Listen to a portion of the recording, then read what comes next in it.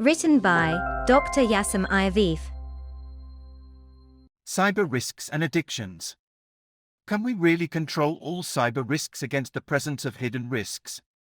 The operational imperatives of cybersecurity should not overshadow the broader issue of digital infrastructures being dependent on service providers, cloud computing or telecommunications capacities, the inevitable giants of the internet or mobile telephony. As some of these players are active in the economic intelligence field and are known for their data extraction, strategic, tactical and operational know-how, doubt about their impartiality is all the more important. It is important to increase the power of certain globalized groups, including those that are becoming more and more active in the field of information technology. In this new context, how to meet the need for sustainable development of the economy and national sovereignty, especially when a person becomes dependent on a third economic actor with proven links to another country. A global approach to security based solely on regulatory control can also position the company in a sustainable way. It is necessary not to become dependent on a foreign supplier for vital infrastructure such as information processing and telecommunications for society. It will be necessary to ask whether the short-term savings encouraged by such outsourcing are justified in terms of loss of control. There is a risk of misuse of technologies, knowledge and information or misuse of data. These are choices that have a lasting impact on the future development of organizations partnering with third-party suppliers and are often accompanied by a loss of control, as well as control, over data and infrastructure, RVED capacities. Moreover, return is often impossible and irreparable damage occurs. Is contract law or a service provider's goodwill sufficient to guarantee compliance with contractual provisions and data protection? This means ignoring the existing rules of a globalized network economy and also ignore the secret desire of alternative powers to be superpowers that can replace the US, including in the IT field. It is necessary to ignore history, intelligence culture, surveillance, internet control, counterfeiting, human rights culture in most developing countries, even fully developing countries. This mood is often accompanied by a misunderstanding of the geostrategic environment in which the information society thrives and a refusal to see commercial warfare as a way of waging war in non-military ways.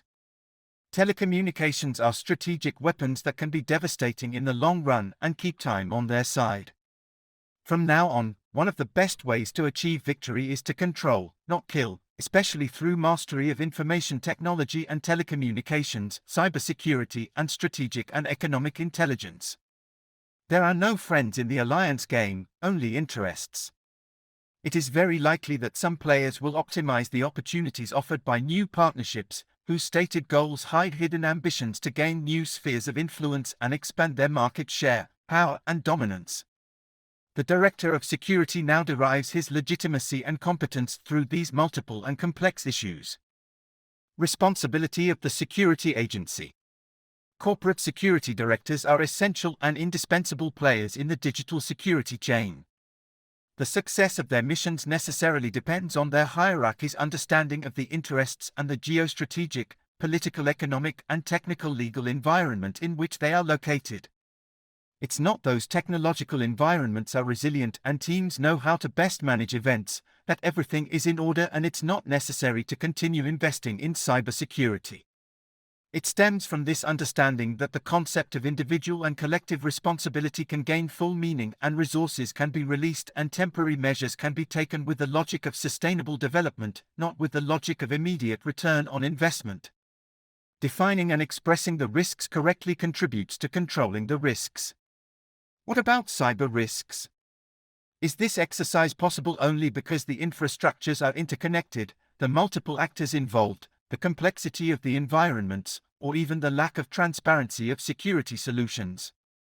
For example, as a user dependent on third-party telecommunications infrastructures, can we really have a global and integrated view of all relevant risks?